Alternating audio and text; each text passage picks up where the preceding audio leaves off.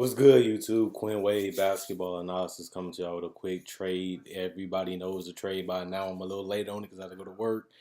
But Carmelo Anthony in his 27, almost $28 million guaranteed contract is going to get bought out and waived by the Atlanta Hawks. Atlanta Hawks will be sending Dennis Schroder to OKC, and Mike Muscala will be going to Philly. And I do like this pick. Timothy Luwalu, he's a solid player to me. He has a lot of potential. Um, and they will also he will also go to the Thunder. So the Thunder is getting Dennis Schroder and Timothy Luwalu, and Philadelphia will send Justin Anderson to the Atlanta Hawks. Basically, the biggest thing about it is Carmelo getting traded and getting off their books, and also Dennis Schroder, a guy that was disgruntled, not happy playing with the Atlanta Hawks. Obviously, requesting the trade after they gave him the money, the extension to be their franchise point guard. They get Paul Millsap, they get Dwight Howard. They became a mediocre team, barely making the playoffs. Next thing you know, Dwight Howard is gone. Paul Millsap leaves to Denver, and Dennis Schroder is basically there losing and collecting the check because he didn't really do much after that season because they was losing. It was terrible. So they're going to go back and get a little worse. Like I said, Trae Young is a guy that will now be coming into that starting spot with Dennis Schroder gone. And he will have an opportunity to really learn and grow. It's going to be a lot of growing pains. Like I said before, he's going to have a lot of terrible shoot nights. He's going to have a lot of turnovers. He's going to have a lot of struggles. And sometimes the fans are going to hate Trae Young. Sometimes they're going to love him. But this is a process. This is going to be 3 to 4 years of trying to see if Trae Young can become a star. And he's gonna take a lot of beatings because he's little. He got to go against bigger guards. They're 3'6", 3'6", 4 guards at that point guard position. Some is even 6'5". He's so little and so small already. Because I seen him at summer league and he was struggling to score on summer league. He struggled at the end of his college season, and he's a guy that's gonna have to really put in a lot of work because he's at a disadvantage physically. He's at a disadvantage athletically, and he's just at a disadvantage in a lot of ways. So the only way he can really prove the haters and the doubters wrong is by putting that work in, finding ways he can get a shot off, finding ways he can attack the defense, finding ways where he can get to his comfort zones and knock down those shots. That's going to be the biggest thing for Trae Young, getting more physical, getting that better body, getting better in shape, and also finding spots where he can score and get comfortable at, so he can shoot a higher percentage instead of being a chucker. Because right now, even at summer league, Trae Young was just throwing up bullshit. Just to be completely honest, he's a chucker. If he gets the green light like he had in college, he's gonna abuse it because he abused it in summer league. It's no bad shot for a guy like Trae Young, and that's something that he's gonna have to learn. As you know, the NBA is a business, and they're there to market, make money, and make the stars bigger so they can make them even more money. And at the end of the day, Trae Young is a bigger name. He gets a lot of publicity. He gets a lot of hype.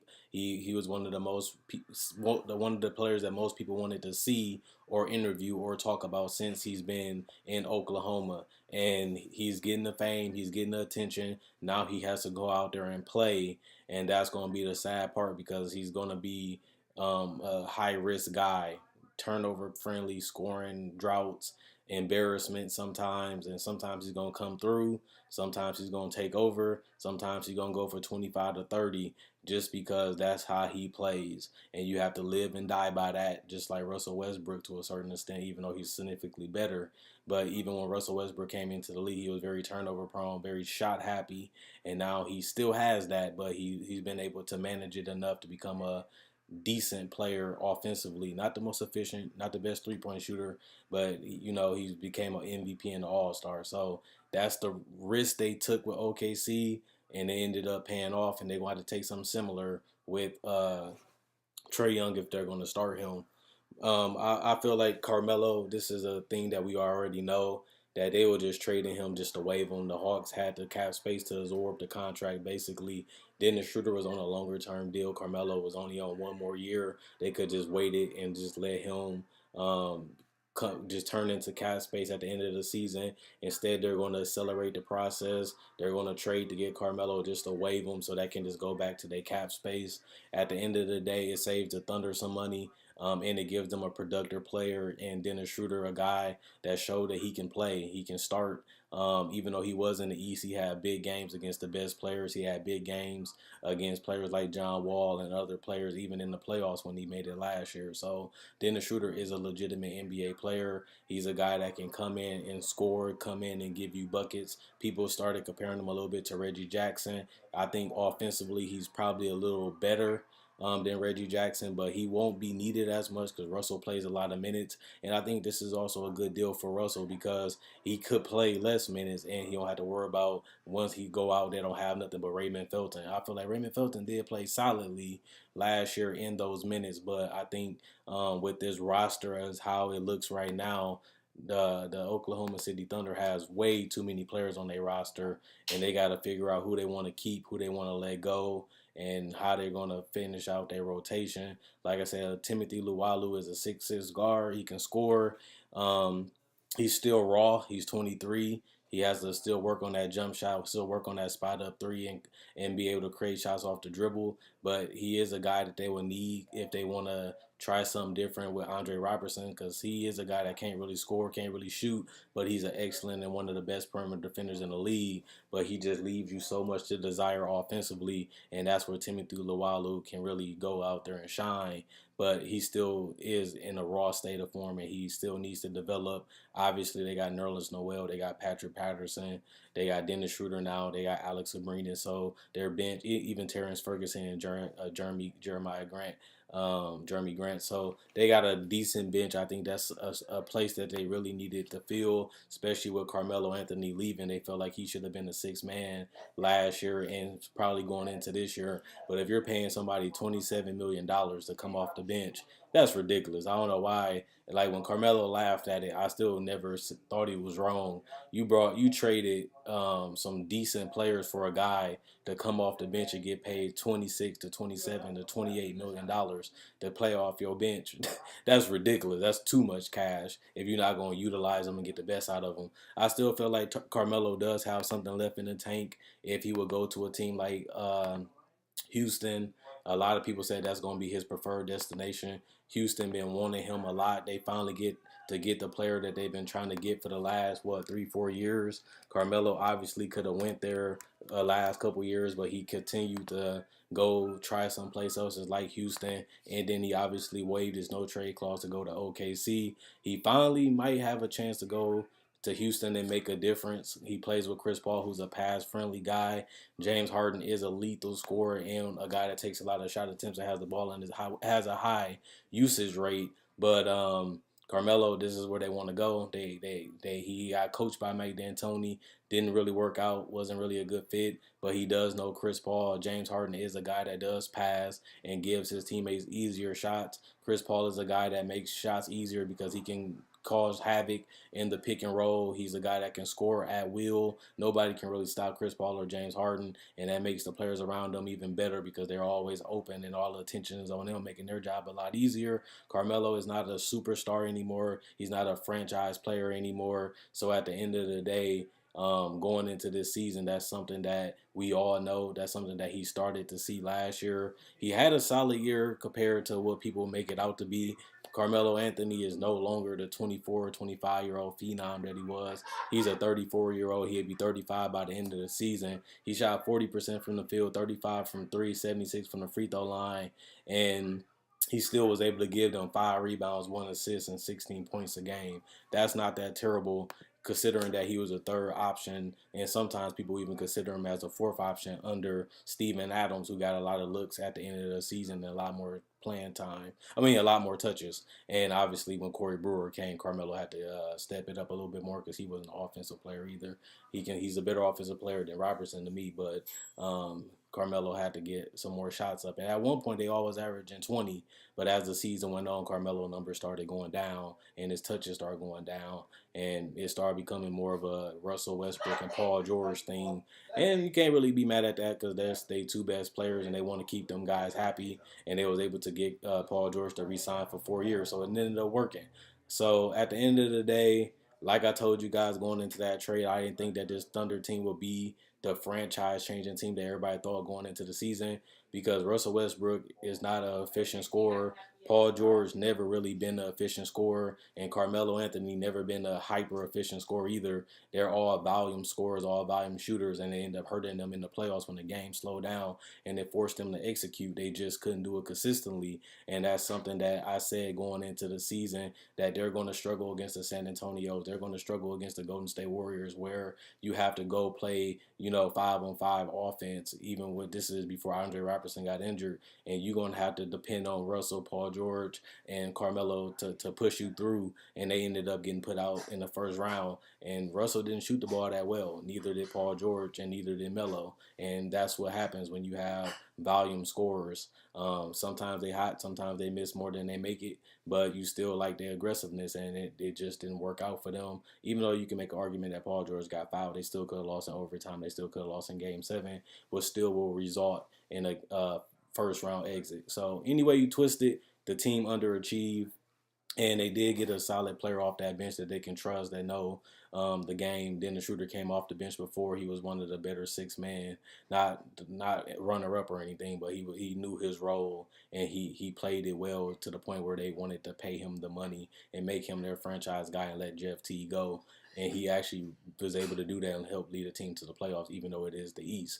But other than that, I like Dennis Schroder. I feel like they got some depth in that bench. Completely wish Jeremiah, obviously with Terrence Ferguson and other players like Alex Abrinas was always on the roster, but now adding Schroder gives them a legitimate six man, allows them to play small. He can shoot spot up threes to a certain extent. He can be streaky, but it gives the ability to let Paul George handle the ball a little bit more, take Russell back off the ball a little bit more, and get some more offense, some little bit more flow, some little bit more ball movement, and it just allows them to have a different dynamic that they didn't have last year with Raymond Felton being a primary backup. Schroder is a huge upgrade over Raymond Felton.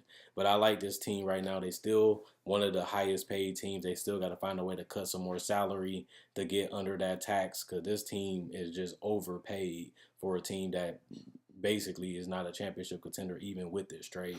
Personally, to me, Golden State is head and shoulders, and I don't think this move puts them on the level of Golden State. Even if they would have kept Carmelo, they still wouldn't be better than Golden State, and they was already at 300 million at that point with Carmelo opting in. So this team still got to clean up this roster. This team still got to find the identity. They got to find a play style, and they got to find their defensive identity. There was a good defensive team, then they started falling off.